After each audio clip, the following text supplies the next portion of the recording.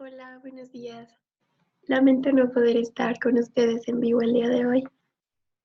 Tengo que entregar un proyecto por parte de mi escuela justo a esa hora y pues se me complicaba un poco, así que pues estoy dejando pregrabada esta sesión con el objetivo de que pues no se pierda el seguimiento de la clase y que su asistencia o que el tiempo que le dedican pues valga la pena.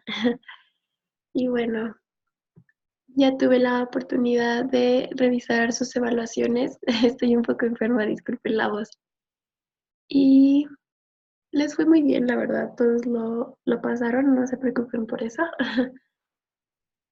Vamos a revisar entonces nada más algunas cuestiones de la evaluación de la segunda unidad que creo que no quedaron tal vez muy claras o que más bien como por ser de opción múltiple las respuestas estaban un poco confusas.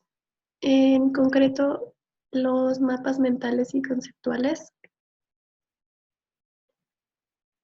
Venía una parte donde había que relacionar las características del mapa mental y del mapa conceptual. Y bueno, desde un principio comentábamos que la manera más sencilla de identificar un mapa mental era la utilización de los recursos gráficos, es decir, un mapa mental siempre iba a ser mucho más colorido, mucho más llamativo, con dibujos, etcétera, y que no necesariamente debía llevar un orden jerárquico. Y aquí lo vemos en esta tablita, ¿no? De nuevo nos dice, representación gráfica para representar conceptos o ideas. Se apoya en recursos gráficos. Parte del centro y se ubica, pues ahora sí que en la posición central, que debe ser lo que más llama la atención. Y promueve la creatividad. Y esto es muy importante, dice que no poseen una estructura lineal. ¿A qué se refiere esto? A que una idea no parte de la anterior, es decir, no lleva un orden jerárquico. Al contrario de los mapas conceptuales, donde está estructurado jerárquicamente. ¿A qué se refiere con jerárquicamente? A que tal vez va de lo más importante a lo menos importante, de las ideas principales a las ideas secundarias. Utiliza solo palabras, este no utiliza imágenes, puede ser realizado con colores, pero pues no es lo más común. Lo vemos usualmente en forma de rectángulos y cuadritos, pero también promueve el pensamiento crítico y ambos tipos de organizadores nos sirven para analizar la información de una manera más sintetizada y más rápidamente.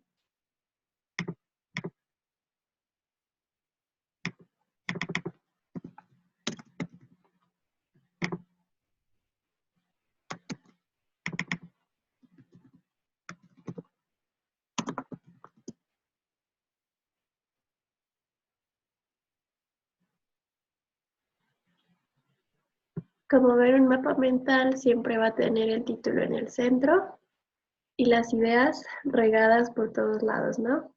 Como les mencionaba, estos no llevan un orden jerárquico o un seguimiento en cuanto a qué va primero y qué va después.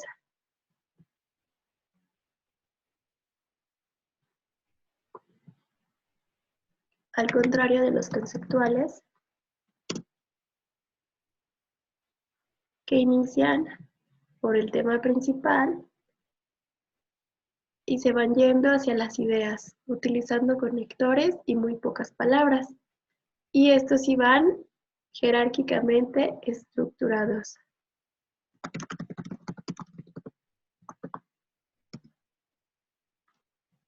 Jerárquicamente.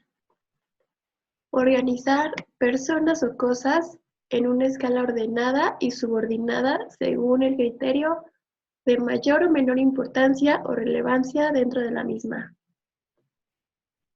Como les mencionaba, esto quiere decir de lo más importante a lo menos importante, de lo principal a lo secundario. Muy bien. Y para el día de hoy,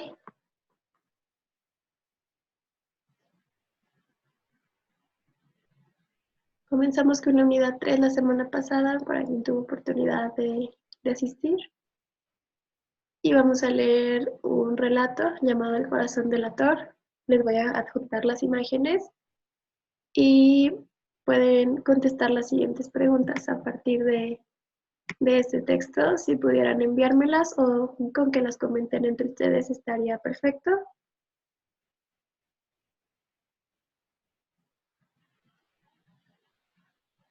Y veíamos lo que significaba sistematización. En este caso estamos hablando de sistematizar la información. Como hablábamos del proceso de investigación, se supone que ya deberíamos tener cierto avance, cierto trabajo. Es por ello que les comenté el día de la evaluación que me gustaría que entregaran sí su ensayo, que lo íbamos a ir trabajando de a poco. Esta va a ser la primera entrega de su ensayo, si me lo pudieran mandar antes de que nos veamos la siguiente semana.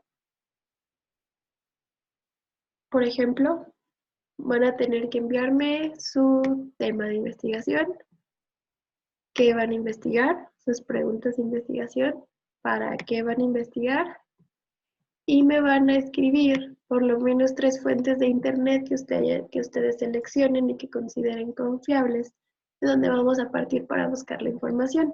Me pegan aquí el enlace o el link, o me escriben el nombre de la página si lo van a hacer a mano. Y este es un ejemplo, ¿no? Suponiendo que mi tema es los derechos humanos. Y mis preguntas de investigación son lo que quiero saber de los derechos humanos, ¿no? Por ejemplo, ¿qué son? ¿Cómo se clasifican? ¿Dónde se crearon? ¿Se aplican en todo el mundo? ¿Qué pasa si alguien los viola? Etcétera. ¿Para qué lo voy a investigar? Porque quiero redactar un ensayo para dar a conocer a más personas lo que son los derechos humanos. ¿Y dónde voy a buscar? Eso no lo tengo.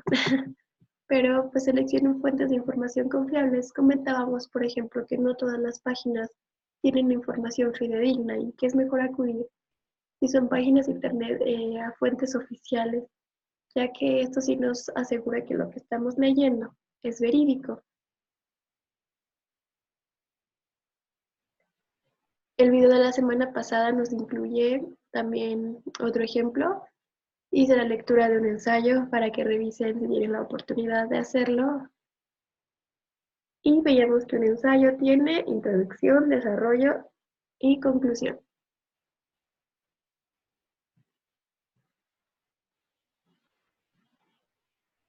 Muy bien, hablábamos de la sistematización de la información. Esto se refiere a organizarla, concentrarla, es decir, juntarla, ordenarla toda, ver si lo que tengo es suficiente, si no necesito investigar alguna otra cosa. Y a partir de ello voy a ver mis resultados. Esto va a suceder, por ejemplo, cuando ya vayamos un poquito más adelante en este trabajo. Apenas estamos viendo, les digo, 3 páginas de internet que consideren confiables. Con esto me refiero a evitar Wikipedia, Rincón del Vago y todas esas páginas que sirven para hacer tareas rápido. Y digo rápido entre comillas, porque muchas veces la información está por ningún lado. Uno piensa que es confiable, pero la verdad es que no lo es todo el tiempo. Por eso digo que vayan a fuentes lo más confiables posibles y no este tipo de páginas con artículos que quién sabe de dónde salieron. Muy bien, entonces sistematizar se trata de juntar tu información, concentrarla, evaluar si es la necesaria y si no lo es, recabar más elementos, ¿no? Y aquí vemos lo de las fuentes de información. En la unidad anterior se revisó información de diversas fuentes, se localizaron datos, textos, etcétera.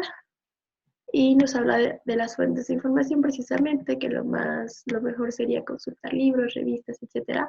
Pero también en internet hay información muy valiosa, solo hay que saber seleccionar el tema. Ya habíamos visto este tema, que son las fichas de trabajo. Y recordando, está la ficha textual, la ficha de paráfrasis y la ficha de resumen.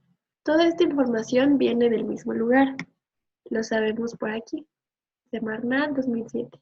Y el medio, INEA 2010, cambio climático, INEA 2010, cambio climático. La única que viene de un lugar diferente, perdón, es la última.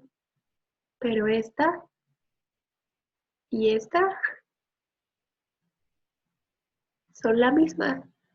Los invito a que lo pausen y lean estas dos fichas. Primero esta, ficha textual, y después esta, ficha de paráfrasis.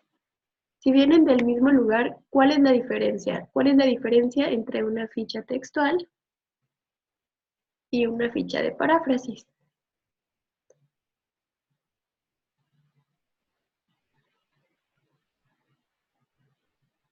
Y nos dice acerca de la escritura, cuando se transcriben las palabras del autor se utilizan comillas.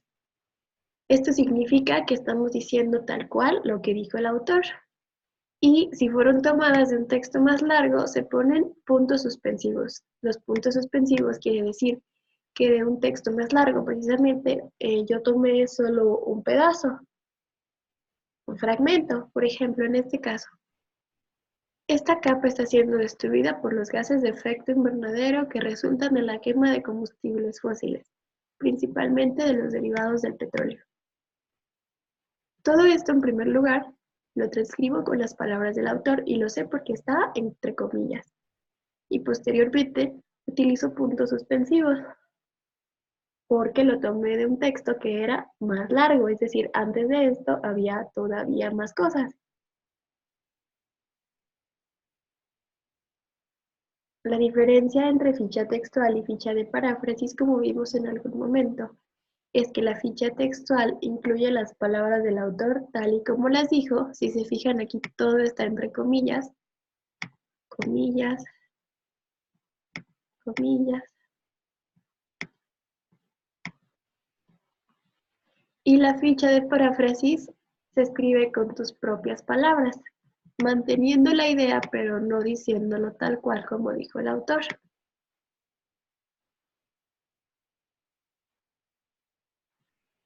La ficha de resumen incluye también las palabras del autor, pero puede ser ligeramente modificadas. Aún así, en este caso vemos que no utiliza comillas.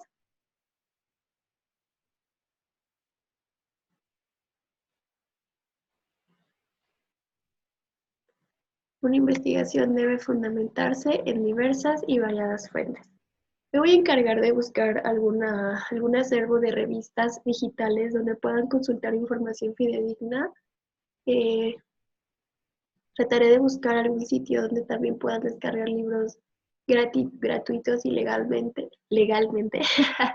no ilegalmente, para que puedan consultar información que esté a su alcance y que sea confiable para que pueda revisar otro tipo de fuentes de información.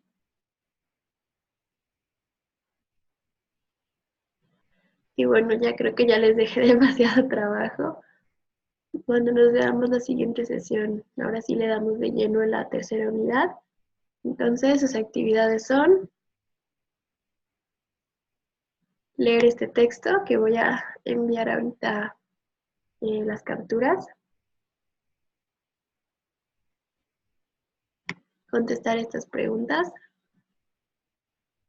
o comentarlas o reflexionarlas, llenar este formato con su tema hasta aquí.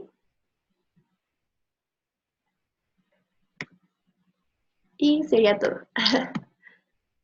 De nuevo, una disculpa por no poder estar presencialmente, es decir, en vivo con ustedes viéndolos.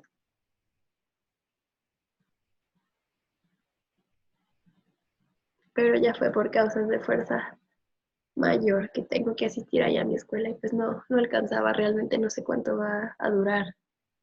Y pues una disculpa, nos vemos la próxima semana, espero tengan la oportunidad de realizar las actividades Y pues agradezco mucho su compromiso, su esfuerzo y pues hay que seguir trabajando muy bien. Hasta ahora lo han hecho muy bien, la verdad. Me alegra mucho eso. Y pues que tengan una buena semana. Cualquier cosa no duden en escribirme. Y hasta la próxima sesión. Gracias.